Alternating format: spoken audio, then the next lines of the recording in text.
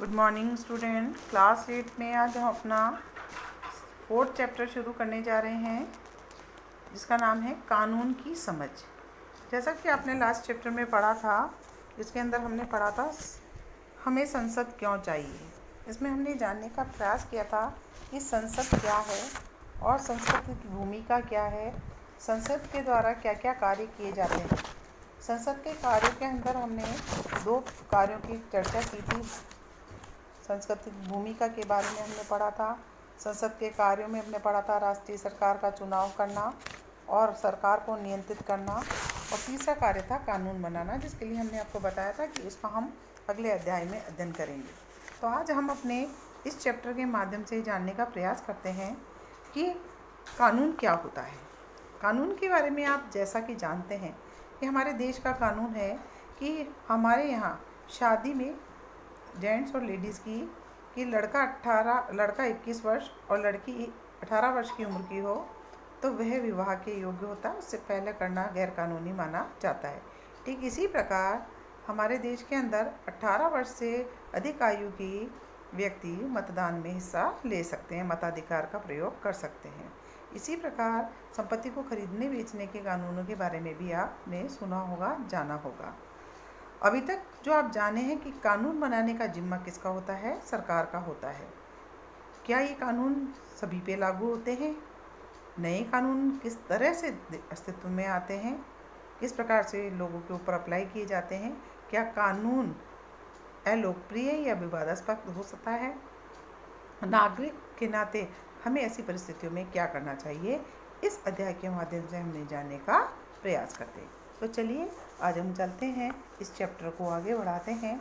सबसे पहला हम पढ़ने जा रहे हैं क्या कानून सब पर लागू होता है। इस संदर्भ में आपको यहाँ पर एक स्थिति का चित्रण किया गया है, बताया गया है कि एक अधिकारी है सरकारी, जिनका बेटे को जिला अदालत ने 10 साल की सज़ा सुनाई है। इस वजह से वे सरकारी अधिकारी का बेटा है, अपने बेटे को भगाने में मदद करता है।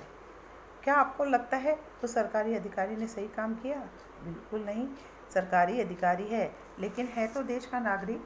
कोई भी हमारे देश का नागरिक है, उसे समान अधिकार प्राप्त है, चाहे वह अधिकारी का बेटा हो या किसी रईस का बेटा हो, चाहे गरीब का बेटा हो। कानून तोड़ने की इजाज़त हमारे देश में किसी भी व्यक्ति को नहीं दी गई है। कानून भारत के प्रत्येक नागरिक के लिए समान होता है, चाहे वह आर्थिक दृष्टि से मजबूत हो या कमज़ोर हो, ये जाति से ऊंचा या नीचा हो। हमारे देश ने अपने संविधान के अंदर एक कानून बनाया है जिससे भारत का प्रत्येक नागरिक समान होता है। तो यहाँ पर जो सरकारी अधिकारी है उसने काम सही नहीं किया, क्योंकि बेटे को जब कानून से सज़ा दी है तो आप अपनी राजनीतिक ताकत का या अपनी ओहदे का फ़ायदा उठाकर उसे बचा नहीं सकते। तो ये सीधे सीधे कानून के उल्लंघन का मामला है। इसी तरह आप अपने पहले पार्ट में भी पढ़ चुके हैं कि राष्ट्रवादियों ने के बीच इस बात की पूरी सहमति थी कि स्वतंत्र भारत में सत्ता के मनमाने प्रयोग की कोई गुंजाइश ही नहीं होनी चाहिए। यानी हमारे भारत का संविधान ये कहता है कि किसी भी व्यक्ति को अपनी सत्ता का प्रयोग करने की मनमानी, यानी अपने चीज़ों को दूसरों पर थोपने की गुंजाइश, इजाज़त नहीं है। इसीलिए हमारे संविधान में कई ऐसे प्रावधान जोड़े गए हैं जो कानून पर आधारित शासन की स्थापना के लिए जरूरी है। इनमें सबसे पहले महत्वपूर्ण प्रावधान था कि स्वतंत्र भारत के सभी लोग कानून की दृष्टि में, यानी हमारे संविधान ने जो संविधान बनाया गया उस दृष्टि में भारत का प्रत्येक नागरिक कानून की नज़र में बराबर है। हमारा कानून जाति, धर्म, लिंग के आधार पर लोगों के बीच कोई भी भेदभाव नहीं करता, सबको समान समझता है। कानून के शासन का मतलब है कि सभी कानून देश के सभी नागरिकों पर, चाहे वो छोटा हो, बड़ा हो, गरीब हो, अमीर हो, औरत हो, आदमी हो, कोई भी धर्म और जाति का हो, समान रूप से लागू होंगे। कानून से ऊपर कोई भी व्यक्ति नहीं है, चाहे वह सरकारी अधिकारी हो, चाहे धन्ना सेठ का बेटा हो, चाहे कोई राजनीतिक व्यक्ति हो, चाहे राष्ट्रपति स्वयं ही क्यों ना हो। किसी भी अपराध या कानून उल्लंघन करने पर जो संविधान में निश्चित किया गया दंड है वह उसे प्राप्त होगा, और सजा तक पहुंचने के लिए भी एक तय की गई एक प्रक्रिया है, निर्धारित की गई है, जिसमें व्यक्ति का अपराध साबित किया जाता है। लेकिन यहाँ पर पूछा गया है कि क्या हमेशा ऐसा ही होता था? क्या जो अब हम देख रहे हैं कि सब समान व्यक्तियों को समान सजा मिलती है, ऐसा ही मिला करता था पहले भी? प्राचीन भारत के अंदर भी असंख्य स्थानीय कानून थे। अक्सर एक जैसे मामलों के लिए जो हमारे स्थानीय लोग होते थे वे अपने अनुसार कानून बनाते थे और उन्हें लागू करते थे। विभिन्न समुदाय इन कानूनों को अपने अधिकार क्षेत्र में अपने हिसाब से लागू करने के लिए क्या थे, आज़ाद थे। कुछ मामलों में तो जाति के आधार पर अपराध में अलग अलग व्यक्ति अलग अलग सजा दी जाती, जैसे निचली जाति के लोगों को ज़्यादा सजा दी जाती थी, है ना, और ऊंची जाति के लोगों को कम सजा दी जाती थी। औपनिवेशिक शासन के दौरान कानून पर आधारित व्यवस्था जैसे जैसे परिवर्तित होती गई, जाति के आधार पर जो हमें दंडित किया जाता था, छोटी जातों के साथ भेदभाव किया जाता था, वह क्या हुआ, धीरे धीरे खत्म होने लगा। यहाँ पर एक चित्र में दिखाया गया है कि किस प्रकार अंग्रेजों ने अपने मनमानेपन से हमारे ऊपर अपने कानून और मुकदमे चलाए। एक कानून था रोलर एक्ट, जिसको हमने रोलर एक्ट के नाम से जाना, कि ब्रिटिश सरकार ने बिना मुकदमा चलाए क्या किया था, लोगों को क्या किया था, जेल के अंदर डाल दिया करती थी। महात्मा गांधी सहित कई हमारे राष्ट्रवादी नेता ने ये जो अंग्रेजों द्वारा बनाया गया रोलर एक्ट था उसकी सख्त खिलाफत की। रोलर एक्ट की सख्त खिलाफत करने के बावजूद भारत के अंदर 10 मार्च 1919 में रोलर एक्ट को फिर भी हमारे ऊपर लागू कर दिया। पंजाब में भी इस कानून का भारी पैमाने पर विरोध हुआ और इसी क्रम में अप्रैल 10 को सत्यपाल और शेफुद्दीन ने कुछ लोग गिरफ्तार कर लिए गए। इन नेताओं की गिरफ्तारी के विरोध में 13 अप्रैल को अमृतसर के जलियांवाला बाग में एक सभा आयोजित की, जिसके अंदर काफ़ी लोग इकट्ठे हुए। और जब सभा चल रही थी तो ब्रिटिश शासक जो थे जनरल डायर, उन्होंने फौजी की टुकड़ी के साथ इस बाग में, जलियांवाला बाग में दाखिल हुए और सारे बाहर निकलने के रास्ते बंद कर दिए और बिना चेतावनी दी ही लोगों पर अंधाधुंध गोली चलाने के आदेश दिए, जिससे हमारे बहुत सारे सैकड़ों व्यक्ति इसके अंदर वहीं पर जख्मी हो गए और सैकड़ों लोग वहाँ पर मारे गए। मरने वालों की संख्या में औरत और बच्चे भी शामिल थे, जिसे आज भी हम इस जनसंहार को जलियांवाला कांड के नाम से जानते हैं। और यहाँ पे एक चित्र दिया गया है जिसके अंदर इस जलियांवाला कांड को दिखाया गया है।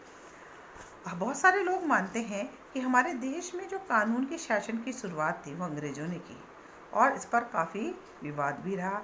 इसके कई कारण थे। एक कारण तो था कि औपनिवेशिक कानून मनमानेपन पर आधारित था और दूसरा कारण जो था वो था कि ब्रिटिश भारत में कानूनी मामलों के विकास में भारतीय राष्ट्रवादियों ने एक अहम भूमिका निभाई थी। एक उदाहरण बताते हैं। 1870 में राजद्रोह एक्ट अंग्रेजी शासन के मनमानापन की मिसाल था। इस कानून में राजद्रोह की परिभाषा बहुत व्यापक थी। इसके मुताबिक कोई भी व्यक्ति ब्रिटिश सरकार का विरोध या आलोचना करते हैं तो इस पर बिना मुकदमा चलाए क्या कर दिया जाता था, गिरफ्तार कर दिया जाता था। भारतीय राष्ट्रवादी अंग्रेजों द्वारा सत्ता के इस मनमाने प्रयोग के विरोध में इसकी आलोचना करते थे और अपनी बातों को मनवाने के लिए उन्होंने संघर्ष शुरू कर दिया। यह समानता का संघर्ष था। इनके लिए कानून का मतलब ऐसे नियम नहीं थे जिनकी पालना करना उनकी मजबूरी हो। वे कानून को उसे अलग ऐसी व्यवस्था के रूप में देखना चाहते थे जो न्याय के विचार पर आधारित हो। 19वीं सदी के आखिरी तक भारत में कानूनी पेशा उभरने लगा और इस पेशे में लिप्त लोग भारतीयों ने मांग की कि औपनिवेशिक अदालतों में उन्हें भी सम्मान की नज़र से देखा जाए।